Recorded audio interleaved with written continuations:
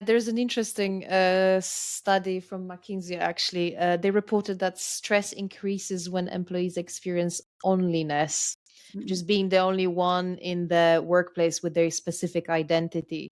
Do you have any ideas, advice, ideas, or something maybe that you've experienced that worked really well in terms of cultivating an inclusive atmosphere, regardless of biases? Yeah, well, I think the first one and the obvious one, right, is creating a diverse environment, right? Because you Mhm, create a mhm, diverse environment by sorting out your hiring and your retention.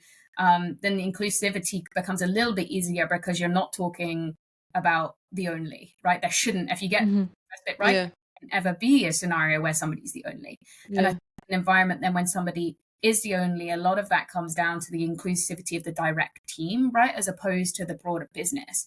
Of Mhm, course, like the team will reflect the broader business, but I think within the team, again, it comes back to that role of the manager, right? Is the manager really getting to know everyone on the team, really listening, really having empathy for their situation, making sure that they are delegating fairly, not always to the same people, right? Not always giving the person who's great at analytics the analytical tasks and not understanding if they're wanting to actually have some presentation opportunities, opportunities to showcase to leadership.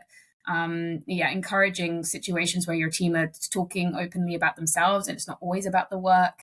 And then mhm, advocating for that inclusive behavior, right? So I always have kind of like daily check-ins with the whole team on a call, right? And if somebody has got to pick their kids up or they've got a healthcare appointment or they've got something going on, is being advocating that flexible management style quite visibly. So what the teams see that actually you can act in this way, right? mhm, Asking when little things like when you're asking people, do you have a partner, using gender neutral language, right? Do you have mhm, mhm, asking people what their pronouns are if you've not worked with them mhm, before, right? Or if mhm, you're not comfortable asking them what their pronouns are, seeing how they refer to themselves, right? Really paying mhm, attention. How do they refer to themselves? How do they refer to their partners? What pronouns do they use, right? So you can at least kind of start to pick up on that kind of stuff. So mhm, mhm. yeah, again, a lot of it, the onus is on the manager, right? The manager's role is a hard role, but I think a lot of Yeah. change will stem from that, right? So it's kind of responsibility to take.